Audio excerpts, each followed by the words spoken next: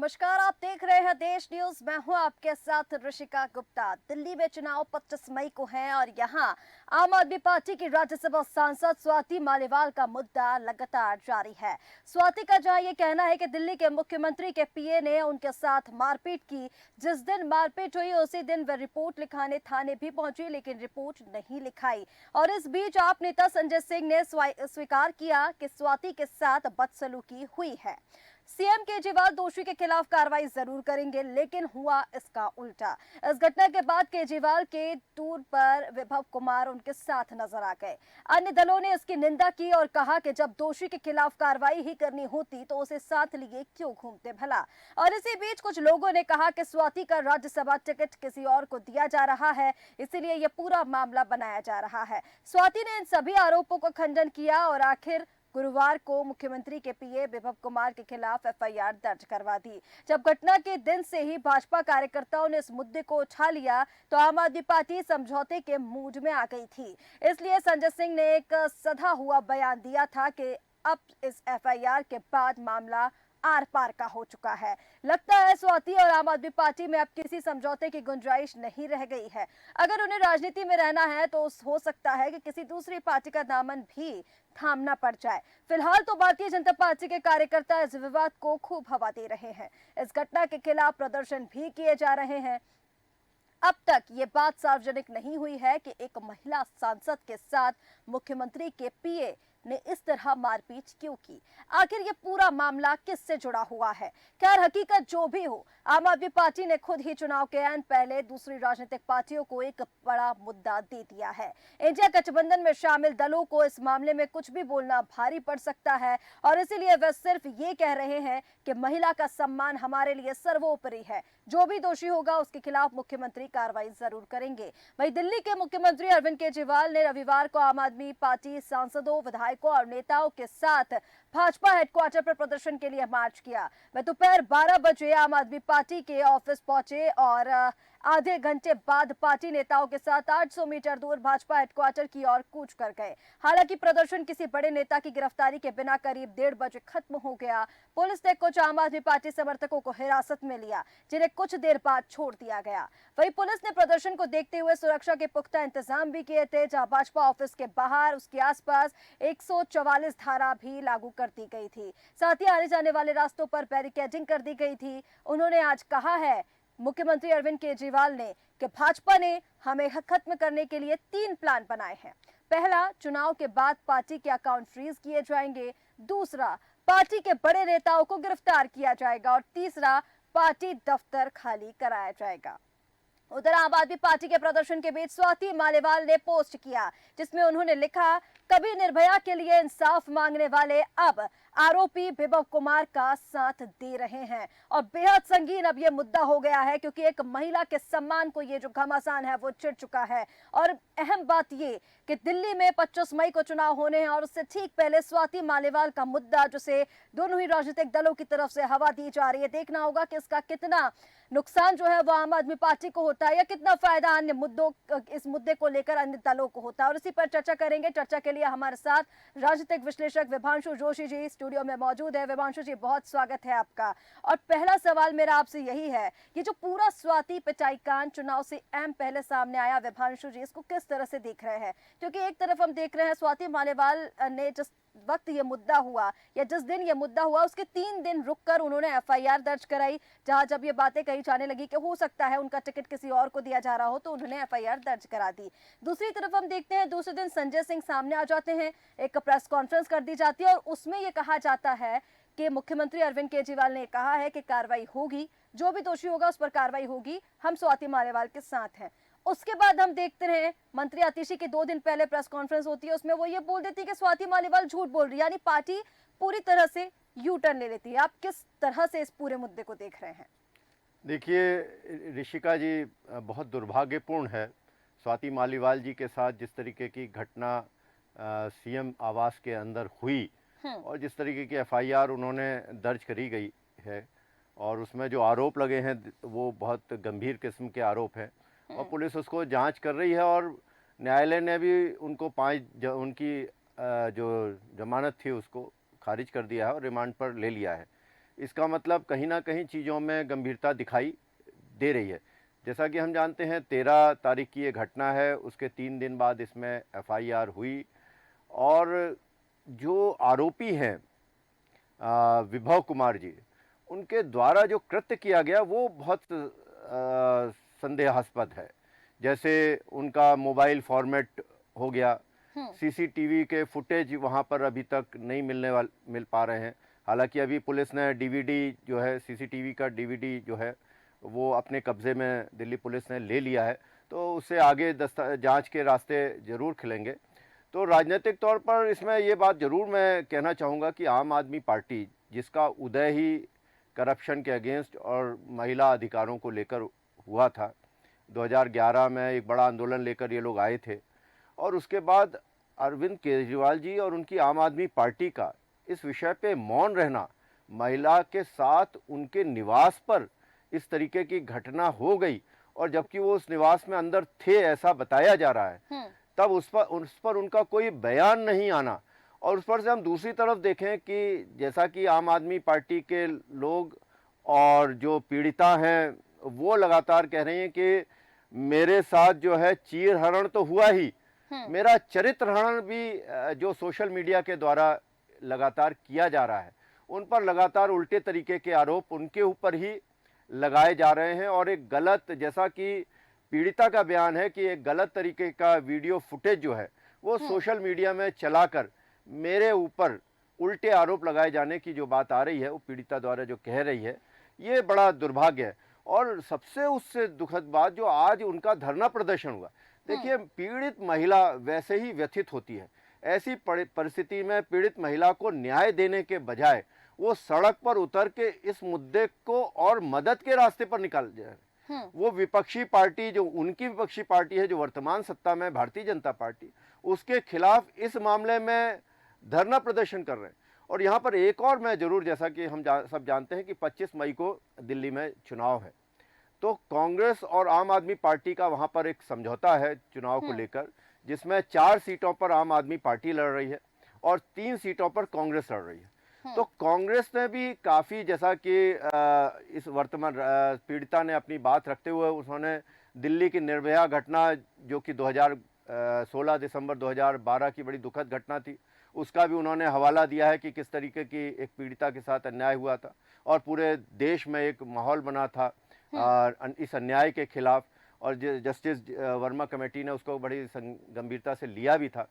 तो ऐसे में कांग्रेस द्वारा स्वाति मालीवाल जी के साथ जो दुखद घटना घटी है, जिसका उन्होंने आरोप लगाया है, एफआईआर बाकायदा दर्ज हुई है। देखिए, जो एफआईआर में जो धाराएं लगाई गई हैं वो बड़े गंभीर किस्म की हैं।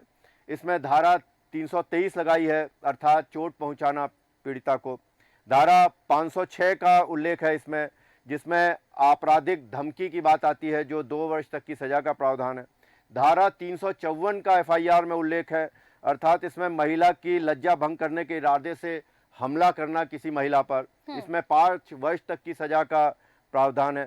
साथ में एक और धारा है, धारा 509, इसमें महिला की जो गरिमा होती है उसको अपमान करने के लिए शब्दों का इस्तेमाल करना, इसमें भी 3 वर्ष तक की सजा। तो आईपीसी के साथ, मैं आईपीसी साथ में लेकर आया हूँ, आईपीसी की कई प्रमुख धाराओं का जो एफआईआर में उल्लेख किया गया है। तो ये मुझे लगता है कि ऐसे में कांग्रेस का भी इस विषय में सामने ना आना एक बड़ी दुखद की बात है, क्योंकि कांग्रेस की नेता प्रियंका गांधी जी हमेशा कहती आई हैं कि मैं लड़की हूँ, लड़ सकती हूँ। तो ऐसे में प्रियंका गांधी इस लड़की के हित में क्यों नहीं आगे आकर अपनी बात रख रही हैं, और अरविंद केजरीवाल जी को भी इसमें गंभीरता से विचार करना चाहिए। महिला सुरक्षा एक बड़ा मुद्दा है, और राजधानी में यदि ऐसी कोई घटना होगी, वो भी सीएम हाउस के अंदर यदि होती है, तो ये वास्तव में और बड़ी दुखद मानी जाएगी। बिल्कुल ठीक है विभांशु जी, लेकिन अब इस पूरे प्रकरण की जब हम बात करते हैं विभांशु जी, जैसे पहले आपने कहा कि जो वीडियो है वो तोड़ मरोड़ कर पेश किए जा रहे हैं, स्वाति मालीवाल का भी आरोप है। हालांकि जब पहला वीडियो जो है 13 मई का वो सामने आया था, तब स्वाति मालीवाल ने ये एक्स पर एक पोस्ट करके किया था कि आधा सच है, जब पूरा वीडियो सामने आएगा तो जो दोषी है उस पर कार्रवाई होगी, क्योंकि कमरे का वो पूरा वीडियो नहीं है। वीडियोस जो हम देख रहे हैं स्वाति मालीवाल के, विभांशु जी, इस पूरे प्रकरण के, एक वीडियो जिसमें हम देखते हैं जब वो सीएम आवास पर पहुंचती हैं। अब देखिए जिस तरह से उनका आरोप था कि मुख्यमंत्री अरविंद केजरीवाल से मिलने पहुंची, मंत्री आतिशी ने जब प्रेस कॉन्फ्रेंस की तो उन्होंने ये कहा था कि स्वाति मालीवाल झूठ बोल रही हैं, उनकी प्री मीटिंग फिक्स नहीं थी, मुख्यमंत्री अरविंद केजरीवाल वहां पर मौजूद नहीं थे। तो सवाल पहला यही है कि अगर मुख्यमंत्री वहां पर मौजूद नहीं थे, स्वाति मालीवाल एक राज्यसभा सांसद हैं, वो खुद डीसीडब्ल्यू की पहले अध्यक्ष रह चुकी हैं, मुख्यमंत्री वहां पर मौजूद भी नहीं थे, तो क्या उनके साथ ऐसा सलूक किया जाना चाहिए था? दूसरा, इस प्रकरण के वीडियो के बारे में मैं बात कर रही थी, क्योंकि पहला जब वीडियो आया हमने देखा कि वहां पर बहसबाजी चल रही थी, कुछ अभद्र भाषा में जो बातचीत है वो सामने आई। दूसरा वीडियो हमने देखा जब स्वाति मालीवाल उस पूरे प्रकरण के बाद सीएम हाउस से बाहर निकलती हैं तो उनका हाथ भी एक गार्ड सुरक्षा कर्मी जो है वो पकड़ती है, तब हमने देखा कि वो एकदम ठीक ढंग से चल रही थी। मेडिकल जब होता है विभांशु जी, मेडिकल के लिए उन्हें पुलिस लेकर जाती है और जब वो वापस आती हैं तब वो लंगड़ाते हुए चल रही थी। ये दो वीडियो सामने आए हैं, जब वो पहले निकली तो वो ठीक तरह से चल रही थी, दूसरे वीडियो में लंगड़ा कर चल रही थी। इस दोनों वीडियो को आप किस तरह से देखें? जी हाँ, बहुत महत्वपूर्ण बात आपने उठाई। पहले तो जिस तरीके से स्वाति मालीवाल जी उनके निवास पर गईं और उनके साथ उनको आतिथ्य के तौर पर उनको बैठाया ना जाना, उनके साथ जैसी बातें निकल कर आ रही हैं, वो भी एक दुर्भाग्यपूर्ण है। भारत जो है अतिथि देवो भव की भावना के साथ भारत में मानसिकता है, और ऐसे में एक महिला जो राज्यसभा की सदस्य है वो किस, और उसी दिल्ली प्रदेश से रिप्रेजेंट करती हैं, अपने प्रदेश के मुख्यमंत्री के निवास पर गई हैं।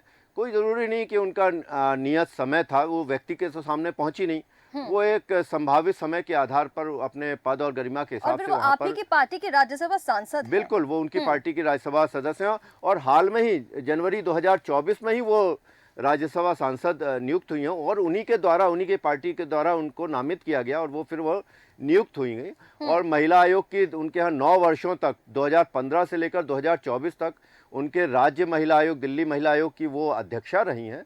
तो ऐसी परिस्थिति में वो स्वाभाविक तौर पर ये मान कर कि मेरा यदि समय निर्धारित नहीं भी है तो वहाँ पर जो लोग हैं वो मुझे इतना तो सम्मान देंगे कि कम से कम बैठा के चाय और पानी पूछेंगे।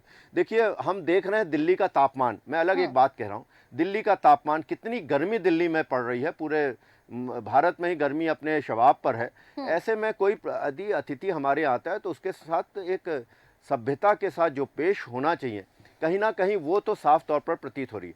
अब जो दूसरी बात आपने उठाई कि जब वो पहले वीडियो में निकलती हैं तो वो सहज और सरल होती है, बाद में उनकी रिपोर्ट में जब निकल आता है तो वो लंगड़ाते हुए चलती हैं। देखिए, मेडिकली ये संभव है, मैं किसी रिपोर्ट को के सबूत को नहीं स्वीकार कर रहा या की बात नहीं कर रहा हूँ, मैं ये कह रहा हूँ medically it can be possible. जब जिस समय चोट लगी हो उसके बाद भी चोटों के गंभीर परिणाम आते हैं, आदमी को बाद में इस बात का एहसास होता है और उसके साइड इफ़ेक्ट्स किसी भी चोट के होते हैं, क्योंकि उनके एफआईआर में जो भी उन्होंने वृतांत वर्णन किया है, उस वृतांत को हम देखें तो उनके साथ ऐसी घटना का जो उन्होंने आरोप लगाया है वो दिखाई दे रहा है। और पुलिस ने भी अपनी बातों में इस बात को आगे बढ़ाते हुए रिमांड पर उनको लिया है। तो मेडिकल जांच में यदि ये निकल कर आता है, देखिए मेडिकल जांच कोई व्यक्ति विशेष के द्वारा तो की नहीं जाती, एक चिकित्सकों का एक विशेषज्ञ दल होता है जो मेडिकल जांच करता है, वो इस बात को देखता है। उसके बाद मेडिकल जांच की रिपोर्ट जो है माननीय न्यायालय के समक्ष रखी जाती है। माननीय न्यायालय जो है वो सारे सबूतों के आधार पर घटना को देखते हुए इस बात का निर्णय करता है। तो मुझे लगता है कि ये तो वास्तव में एक, इसके पीछे एक और बात जो देखिए हाल में ही कुछ दिनों पहले बड़ी ख़ास बात हुई थी कि दिल्ली के एलजी ने दिल्ली महिला आयोग के 234 एम्प्लॉइज़ को बर्खास्त कर दिया था इस आधार पर कि उनकी जो नियुक्ति हुई थी वो गलत ढंग से की गई थी। अब जो बार बार बातें ये आ रही हैं कि वो क्यों वहाँ गई थी, क्या गई थी, और ये सब बड़ा गंभीर विषय है। अब वो जो अवैध नियुक्तियां हुई थी जिसको एलजी साहब ने निरस्त किया, वो किसके कहने पे वहाँ पर नियुक्तियां करी गई थी कॉन्ट्रैक्ट बेसिस में, ये सब बातें भी वहाँ पर निकल कर आनी चाहिए। जब जांच होगी तो और भी बातें निकल कर आएंगी, मुझे लगता है। बिल्कुल ठीक विभांशु जी, क्योंकि दो वीडियो की हम लगातार बात कर रहे थे, आरोप ये लगाए जा रहे थे। हालांकि जब मेडिकल उनका कराया क्या स्वाति मालेवाल का, और मेडिकल जो है उनके प्रूफ आए हैं, जो चोटों के निशान है, 4 जगह चोटों के निशान जो है वो दिखाए गए रिपोर्ट में। लेकिन पार्टियों के आरोप प्रत्यारोप विभांशु जी, जिस तरह से पहले आपने कहा, देखिए क्योंकि हम लगातार आम आदमी पार्टी की तरफ से देख रहे हैं, संजय सिंह जो है वो प्रेस कॉन्फ्रेंस करते हैं, मंत्री आतिशी जो है वो प्रेस कॉन्फ्रेंस करती हैं। मुख्यमंत्री अरविंद केजरीवाल ने भी एक वीडियो जारी किया था 2 मिनट कुछ सेकंड का, उसमें उन्होंने जिक्र किया था, जिसमें उन्होंने 18 तारीख को ये वीडियो जारी किया, जहां उन्होंने कहा था कि वो आज बीजेपी हेडक्वार्टर 12 बजे पहुंचेंगे नेताओं सांसदों के साथ, प्रधानमंत्री को जैसे भी गिरफ्तार करना है वो कर रहे हैं।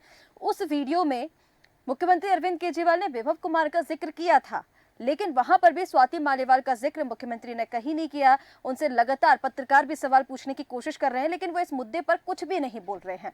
दूसरी तरफ इंडिया गठबंधन का आपने जिक्र किया था, इंडिया गठबंधन जो है वो इसको एकदम चुप्पी उन्होंने साध ली है। उनका ये कहना है कि मुख्यमंत्री अरविंद केजरीवाल ने कहा है कि वो उस पर कार्रवाई करेंगे जो भी दोषी होगा। इंडिया गठबंधन, क्योंकि जैसा आपने पहले कहा कि अगर वो भी कुछ कह देंगे तो उनकी पार्टी के लिए भी खतरा है, क्योंकि दिल्ली में चुनाव है और वो गठबंधन में है दोनों, तो वो हमेशा से सिर्फ ये कह रहे हैं कि महिला सम्मान सर्वोपरि है और इसको लेकर हम महिला के सम्मान के साथ है, जो दोषी होगा वो कार्रवाई होगी। अब इधर हम देख रहे हैं आम आदमी पार्टी सीधे तौर पर ये कह रही है कि ये जो पूरी साजिश है वो भारतीय जनता पार्टी की रची हुई है, उन्होंने ये साजिश रची है। आपको क्या लग रहा है विभांशु जी, स्वाति मालेवाल जो खुद डीसीडब्ल्यू के अध्यक्ष रही हैं, आपको लग रहा है ऐसी महिला बीजेपी के झांसे में आ पाएंगी, या फिर साजिश ये भारतीय जनता पार्टी की हो सकती है चुनाव से पहले की? देखिए, ये तो आरोप बहुत ही दुर्भाग्यपूर्ण है। कोई भी महिला वो अपने स्वाभिमान को किसी के हाथ में रख के तो कोई शिकायत करेगी नहीं। यदि उसको लगा है उसके साथ किसी तरीके की घटना वहाँ पर हुई है, उसको लेकर वही आगे गई है। ये कहना कि किसी के कहने पर वो वहाँ पर गई है और ये एक तरीके की साजिश रची गई है, ये तो बहुत आरोप मुझे लगता है बहुत ही हल्के किस्म का है।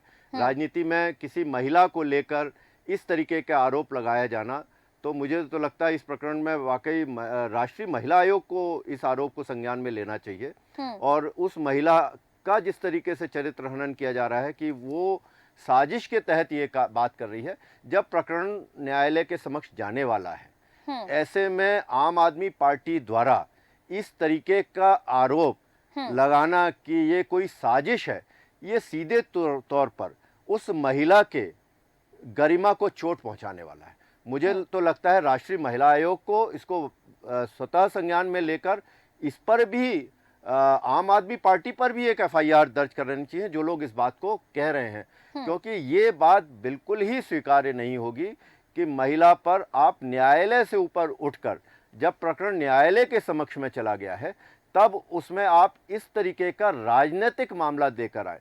देखिए, इसी तरीके की हम बात करें तो संदेश खली में भी हम देखने को मिला था। संदेश खली जो बंगाल का मैटर आया था, वहाँ भी आप देखिए कि वहाँ पर भी जो सत्तारूढ़ पार्टी थी उसने उस बारे में कोई कार्रवाई गंभीरता से नहीं करी, और कांग्रेस ने वहाँ पर भी बड़ा मौन साधा हुआ था। तो इस तरीके से महिलाओं के मामले में राजनीतिक दलों को एक साथ मिलकर आना चाहिए। जो दृश्य हमें याद आता है 31 सितंबर 2023 का, जब भारत की पूरी संसद ने मिलकर नारी शक्ति वंदन विधेयक पारित किया, और हमने ये कल्पना करी कि आने वाले वर्षों में भारत की संसद में 33% आरक्षण महिलाओं का हो और पूरी संसद जो है महिलाओं से भरी हो। ऐसे में एक राज्यसभा सांसद के साथ इस तरीके का दुर्व्यवहार हो और वो पुलिस के सामने जाकर अपना आरोप दाखिल करें, एफआईआर करें, तो आप देखिए महिलाओं का जो मनोबल है पूरे देश में, जो राजनीति में आना चाहती हैं, तो वो सोचेंगे कि जब एक माननीय सांसद की ही सुरक्षा नहीं है, तब वो राजनीति में आकर कैसे सुरक्षित होंगी। परिवार के लोग अपने महिलाओं को कैसे राजनीति में जाने के लिए प्रेरित करेंगे। तो ये राजनीतिक आरोप लगाए जाना, यदि आम आदमी पार्टी की तरफ से इस तरीके का बयान आ रहा है कि राजनीतिक साजिश है, तो मैं इसे बहुत दुर्भाग्यपूर्ण मानूंगा। बिल्कुल ठीक है विभांशु जी, क्योंकि जिस तरह से हम राज्यसभा सांसद के ये पूरे मामले को यहाँ पर डिस्कस कर रहे हैं, एक महिला के सम्मान को लेकर भी यह बात है, जिसे राजनीतिक फायदा बताया जा रहा है, राजनीतिक आरोप इस पर लगाए जा रहे हैं। आम आदमी पार्टी की वो सांसद है, सीएम आवास में ही उनके साथ पिटाई हुई और जिन पर आरोप लगाया गया वो मुख्यमंत्री अरविंद केजरीवाल के पीए बताए जा रहे हैं। तो कहीं ना कहीं बेहद दुर्भाग्यपूर्ण ये आरोप लगाया जाना है। लेकिन विभांशु जी, आज बीजेपी हेडक्वार्टर कूच करने के लिए मार्च निकाला गया आम आदमी पार्टियों की ओर से, जो सांसद विधायक सभी जो है वो मौजूद रहे, प्रदर्शन उनकी तरफ से किया गया। मुख्यमंत्री अरविंद केजरीवाल ने आज ये कहा है कि भारतीय जनता पार्टी ने 3 प्लान बनाए हैं आम आदमी पार्टी को खत्म करने के लिए। पहला, चुनाव बाद पार्टी के अकाउंट फ्रीज किए जाएंगे। दूसरा प्लान, पार्टी के बड़े नेताओं को गिरफ्तार किया जाएगा और तीसरा प्लान, पार्टी दफ्तर खाली कराया जाएगा। किस तरह से इन आरोपों को देखते हैं? ये 3 प्लान किस तरह से देख रहे हैं? देखिए, उनका आरोप लगाना सही है। वो राजनीतिक दल के नेता हैं, वो अपना तरफ से जो आरोप लगाना चाहें लगाएं। लेकिन न्याय की दृष्टि से यदि हम इस पूरी घटना को देखें तो आम आदमी पार्टी पर भी एक एफआईआर की या उनको भी दायरे में लेने की बात हम समाचार पत्रों में लगातार पढ़ रहे हैं। जहां तक उनके पार्टी के वरिष्ठ नेताओं का मामला आता है शराब नीति पर, तो हम देख रहे हैं कितने समय से वो लोग जेल में हैं। तो यदि न्यायालय में कोई प्रकरण चल रहा है और न्यायालय उसको संज्ञान में लिए हुए है, न्यायालय उसको देख रहा है, तब ऐसे में ये माना जाना किसी राजनीतिक दल के द्वारा इस तरीके की घटना की जा रही है और उनको फंसाया जा रहा है, ये तो मैं बिल्कुल स्वीकार्य नहीं करता। क्योंकि शासन की एजेंसियां होती हैं, उनमें न्याय के पद पर लोग बैठते हैं, उनके जांच अधिकारी होते हैं जो शासकीय पदों से निकल कर आते हैं, विभिन्न स्तरीय होते हैं, वो अपने अपने स्तर से ऊपर उठते हैं। और ईडी और ऐसे संस्थाओं को इस नज़रिए से देखा जाना दुर्भाग्यपूर्ण होगा। और मान लीजिए यदि वो आरोप भी लगाते हैं कि राजनीतिक दल अपने अधीनस्थ संस्थाओं का जांच संस्थाओं का दुरुपयोग कर रहे हैं, तो फिर क्या न्यायालय भी, आप देखिए उनके कई नेता अभी भी जेल में हैं। संजय जी भी जो अभी बाहर आए हैं, वो स्वास्थ्य को लेकर अपनी परिस्थिति के कारण उनको बाहर बेल मिली है। कुछ समय के लिए अरविंद केजरीवाल जी भी चुनाव के नजरिए से बाहर आए हैं। बिल्कुल स्पष्ट न्यायालय का फैसला था कि 1 जून को आपको सरेंडर करना होगा। 2 जून वापस तिहाड़ जाएंगे। हाँ, 2 जून तक आप वापस, क्योंकि आप सिर्फ चुनाव प्रचार के लिए आपको बाहर भेजा गया है। ऐसे में जांच एजेंसियों के ऊपर प्रश्न चिन्ह लगाना कि वो किसी राजनीतिक दल के इशारे पर काम कर रहे हैं, ये हमारी जो प्रशासनिक व्यवस्था है उसके ऊपर प्रश्न चिन्ह लगाकर सारे सिस्टम को वो का मनोबल तोड़ने की कोशिश कर रहे हैं। मुझे तो इस बात में कोई विश्वास नहीं होता और मैं आम आदमी पार्टी के इस आरोप को पूरी तरीके से खंडन करता हूं कि ये जो है शासन, बीजेपी जो है इस तरीके से स्वयं का, हाँ, राजनीतिक तौर पर बीजेपी अपना एजेंडा लेकर चल रही है, उसने 400 पार की वो बात लेकर चल रही है। राजनीतिक मंच पर उनकी अपनी लड़ाई सभी राजनीतिक दलों के साथ है। एक तरफ एनडीए है, एक तरफ इंडिया अलायंस है, उनके राजनीतिक आरोप प्रत्यारोपों की बात अलग है। लेकिन यहाँ पर इस तरीके से ये कहना कि एजेंसीज का, जांच एजेंसीज का फ़ायदा लेके कोई सत्ताधारी दल ऐसा करेगा, ये मुझे स्वीकार्य नहीं है। ठीक है विभांशु जी, एक अंतिम प्रश्न मेरा आपसे ये है कि जिस तरह से आप पूरा प्रदर्शन आज हुआ इस पिटाई कांड को लेकर, मुख्यमंत्री अरविंद केजरीवाल आम आदमी पार्टी के नेता सांसदों के साथ पहुंचे, धारा 144 लाई गई, तमाम जो बातें थी वो कही गई। उन्होंने कहा था कि मैं सभी नेता सांसदों के पास पहुंच रहा हूं, क्योंकि सीधा आरोप उन्होंने बीजेपी पर इसको लेकर लगाया था कि पार्टी को खत्म करने के लिए वो एक के बाद एक आम आदमी पार्टी के सभी लोगों को जेल में डाल रहे हैं। अब आम आदमी पार्टी की राज्यसभा सांसद स्वाति मालीवाल, जिन्होंने इस पूरे पिटाई कांड को लेकर आरोप विपव कुमार पर लगाए थे, उन्होंने भी इस पूरे प्रदर्शन के बाद एक्स पर एक पोस्ट किया है। उन्होंने कहा है कि कभी निर्भया के लिए इंसाफ मांगने वाले अब आरोपी विभव कुमार का साथ दे रहे हैं। स्वाति मालीवाल, जिन्होंने पहले जब एफआईआर दर्ज कराई थी तब उन्होंने बीजेपी को लेकर यह कहा था कि ये हमारा अंदरूनी मामला है, पार्टी का अंदरूनी मामला है, भारतीय जनता पार्टी इसमें बीच में ना बोले। अब वो ये ट्वीट कर रही हैं, उन्होंने एक्स पर पोस्ट जो शेयर किया, उन्होंने कहा है कि ये निर्भया कांड में आम आदमी पार्टियों के हमने देखा कि अन्ना हजारे की ये जो पार्टी है शुरू हुई, संघर्ष शुरुआत से किया और किस तरह से आम आदमी पार्टी की सहायता करती चली आई। निर्भया कांड में कितना काम इन्होंने किया और वो अब महिला सम्मान को लेकर जब बात आ रही है तो आरोपी का साथ दे रहे हैं। जी हाँ, ये तो बहुत दुर्भाग्यपूर्ण है। और दिल्ली की अरविंद केजरीवाल जी की सरकार ने पूरे दिल्ली में महिला सुरक्षा के लिए सीसीटीवी लगाने की बात करी और कई करोड़ का वहाँ पर बजट लगा के उन्होंने सीसीटीवी से मॉनिटरिंग करने की बात करी, और वहीं उनके कार्यालय से अब जाकर डीवीडी मिला है। और जहाँ तक पीड़िता का जो बयान की बात आपने कही कि उन्होंने जो पहले कहा कि ये अंदरूनी मामला है, देखिए मैं ऋषिका जी मैं स्पष्ट कर दूं, महिला के साथ यदि कोई अपराध होता है तो वो राज्य के खिलाफ अपराध माना जाता है, और इसीलिए हम देखते हैं कि न्यायालय में भी जो वकील है वो पीड़िता को उपलब्ध कराया जाता है कि वो अपनी लड़ाई लड़ सके। तो ऐसे में यदि किसी महिला के साथ कहीं भी अपराध होता है तो वो किसी एक विशेष महिला के साथ नहीं, पूरी महिलाओं के खिलाफ अपराध को कहीं ना कहीं बढ़ावा देने की संकेत देता है। तो ऐसे में बहुत कहीं भी हो, कभी भी हो किसी महिला के साथ अपराध, तो उसमें कड़ी कार्रवाई किया जाना बहुत ज़रूरी है। ये किसी का व्यक्ति विशेष का मामला कभी भी नहीं होना चाहिए। और मुझे लगता है कि मैं फिर बार बार यही कहना चाहता हूँ कि मेडिकल जांच इस मामले में हो गई है। आरोपी जो है जिसको हिटमैन के तौर पर नाम दिया जा रहा है, वो आरोपी गिरफ्तार है, रिमांड पर है। टेक्निकली सीसीटीवी की डीवीडी जब्त कर ली गई है। फ़ोन को क्यों साफ़ किया गया, ये भी एक बड़ा मुद्दा सामने आ रहा है। तो मुझे लगता है कि न्यायालय पूरे गुण दोषों के आधार पर निश्चित तौर पर पीड़िता के पक्ष में न्याय देगा, और हम आने वाले समय में ये देखेंगे कि इस तरीके की घटनाएं दिल्ली में बिल्कुल भी ना बढ़ें। इसके लिए और कड़ी कार्रवाई करनी चाहिए। और राष्ट्रीय महिला आयोग, मैं बार बार कह रहा हूं कि इसमें राष्ट्रीय महिला आयोग की बहुत गंभीर जिम्मेदारी होती है कि वह सामने आए और इस प्रकरण में जिस तरीके से पीड़िता की जो चरित्र हनन हो रहा है उसको रोकने के लिए, क्योंकि जो पीड़िता के साथ जो घटना घटी है उसके लिए तो न्यायालय स्तर पर कार्रवाई चल रही है, लेकिन जो पीड़िता का जो चरित्र हनन हो रहा है उस पर राष्ट्रीय महिला आयोग को गंभीरता से विचार करके जो भी आरोपी हैं उनके खिलाफ तत्काल कार्रवाई करनी चाहिए। बिल्कुल ठीक है विभांशु जी, इस चर्चा में हमारे साथ जुड़ने के लिए बहुत शुक्रिया आपका।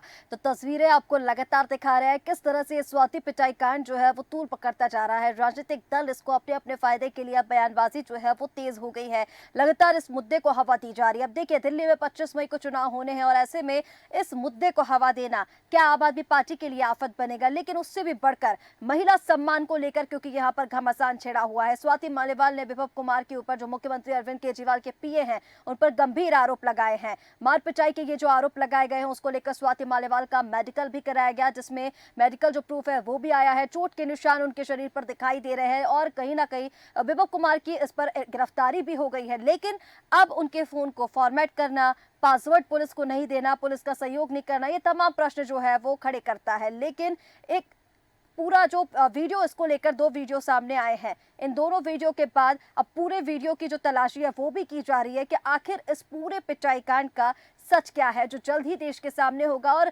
बिल्कुल निष्पक्षतापूर्ण इस पर जांच भी होनी चाहिए, क्योंकि जिस तरह से महिला के सम्मान को लेकर यहाँ पर बात की जा रही है, एक राज्यसभा सांसद के साथ पिटाई का यह मामला बेहद संगीन है। देश के सामने पूरा सच आना बेहद जरूरी है। फिलहाल हमारे इस खास कार्यक्रम में इतना ही। आप बने रहिए देश न्यूज के साथ। नमस्कार।